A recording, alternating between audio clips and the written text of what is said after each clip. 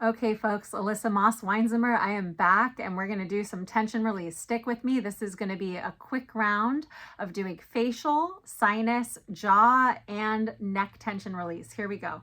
Let's start with our forehead because when we're worried, when we've been sick, it can be really helpful just to release the muscles of the forehead.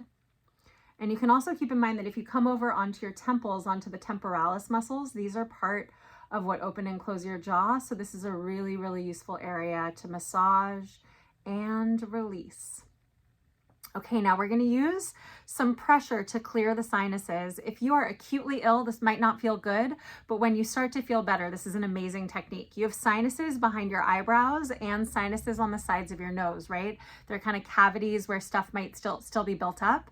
You're going to use your two fingers. You're going to place, let's start with the sinuses next to your nose. You're going to place them next to the corners of your nose, and you're going to lean forward into your hands using the weight of gravity, and just really allow some pressure to go into these sinuses. You can even send a little bit of a hum, a buzz to where your fingers are.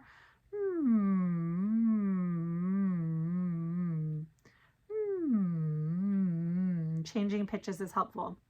And then we can do the same thing. It's going to kind of be the hook place that you'll find is right underneath your eyebrows, leaning forward, hooking right underneath the center of your eyebrows. Woo! That's the sound that I want to make. Clearing this part of my sinuses. Woo! So feel free to make a sound here too. Okay, next up we're going to come to officially to the jaw. Let me just tilt my AirPods. So massage your jaw muscles in a circle. Allow them to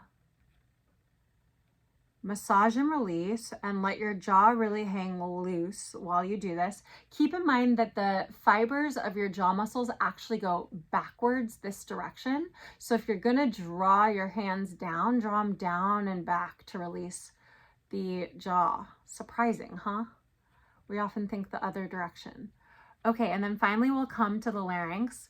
Now you can do the first step of laryngeal massage, which is just to gently draw your hands down the front of your neck. Our larynx, when it gets tight, tends to sit up higher in our neck. So we're just trying to release it to rest lower in the neck.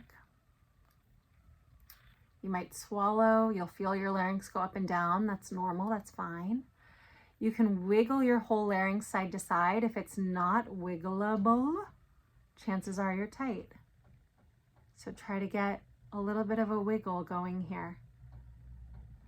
If you do this sequence a handful of times each day, really honestly twice a day is perfectly fine. Just starting with your forehead, going to your temples, allowing yourself to release in your sinuses, and then release your jaw and release the front of your neck. You're going to start really resetting things.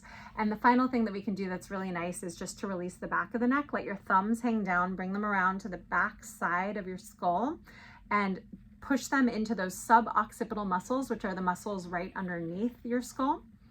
And then you're just gently going to lean your head back into your hands and tilt your chin forward, back and forth, like that. And you can also go side to side, leaving your elbows where they are in space and moving your head to look at your two elbows. Great. This sequence is going to make a huge difference as you're recovering. So come back to it often, twice a day or even more, but you don't have to overdo it. Just a couple times a day will totally do it.